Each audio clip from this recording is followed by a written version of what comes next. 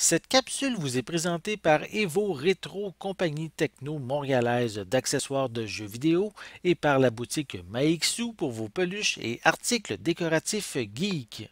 Bonjour, ici Pat pour Ciné Techno afin de vous parler du jeu Initial Drift. Le jeu est développé par Level 91 Entertainment et édité par P-Cube Limited. Jeu de course automobile sorti initial le 11 septembre 2020 et c'est disponible sur PS4, Nintendo Switch, PC via Steam et Xbox One.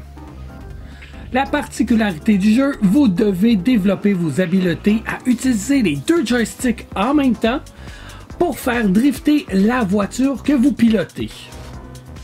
L'animation d'ouverture est cute, j'aime que les personnages et les voitures ont le look d'être dessinés à la main. Et à première vue, j'aime aussi beaucoup le look coloré qui semble être inspiré des années 80. En commençant, on a le choix entre plusieurs modes de jeu, le tutoriel, mode histoire, défi, arcade, grand prix, écran partagé et en ligne.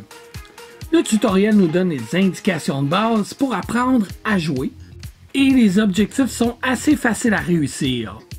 Dans le mode histoire, je trouve que les dialogues sont un peu longs.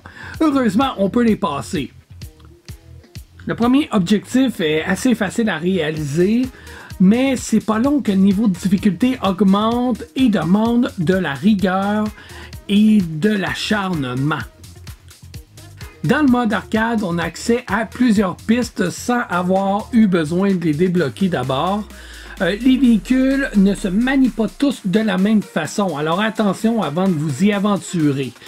Personnellement, j'avais de la difficulté à contrôler le drift d'une des voitures dans le mode arcade, puis j'avoue que ça m'a un petit peu éteint.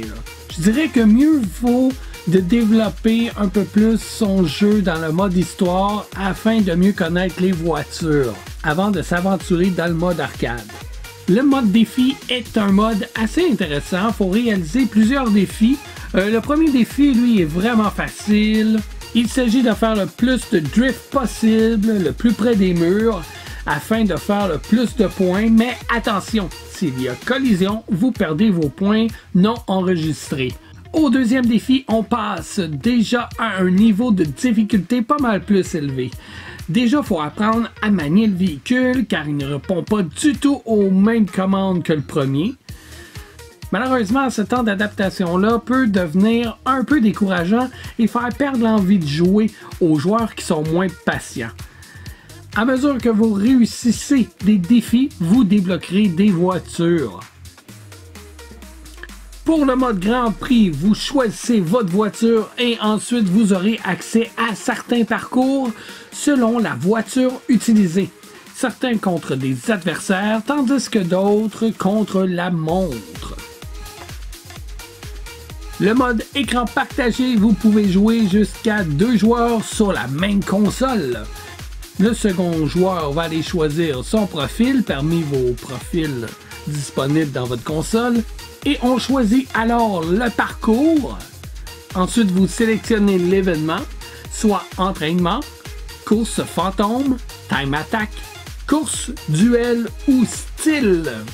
Ensuite, notre voiture. On peut changer la couleur si on le veut. Et go pour la course! Ce qu'il y a de particulier dans ce jeu-là, c'est que les voitures ne peuvent pas avoir de collision entre elles. Ça enlève un petit peu de réaliste, j'ai trouvé. En résumé, le jeu est intéressant, mais comme le niveau devient vite difficile, personnellement, moi, l'intérêt s'est perdu. C'est la raison pour laquelle mon mode préféré est l'écran partagé pour pouvoir jouer avec quelqu'un d'autre en local. Vous pouvez aussi jouer en ligne. Personnellement, moi, j'ai pas pu le faire parce que ça demande un compte PS Plus auquel je ne suis pas abonné sur ma PS4.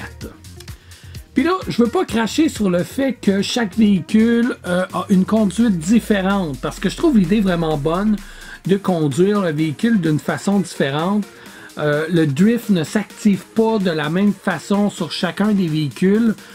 Mais je trouve que déjà que le niveau de difficulté augmente assez vite et qu'on doit apprivoiser les nouvelles pistes J'avoue que d'être obligé de changer sa façon de conduire alors qu'on vient enfin de s'adapter au véhicule précédent est vraiment désagréable. Tu sais, ce serait ok si on pouvait passer toutes les étapes avec le véhicule qu'on a choisi et plus tard les refaire dans un niveau, mettons, supérieur avec un nouveau véhicule qui se conduit différemment. Sachant qu'il y a 16 véhicules différents, on n'a pas le temps de s'ennuyer. C'est correct de les apprendre, je trouve, un à la suite de l'autre, mais pas tout en même temps. La mécanique des joysticks est assez intéressante et devient vite intuitive sur les voitures de base, mais vous allez savoir que ça va se corser avec les voitures un peu plus avancées. Si vous êtes persévérant, ce jeu est pour vous. Voilà, c'était Pat pour Ciné Techno. J'espère que vous avez aimé ce review. Et si oui, n'hésitez pas à partager la vidéo. Merci d'avoir écouté et à bientôt!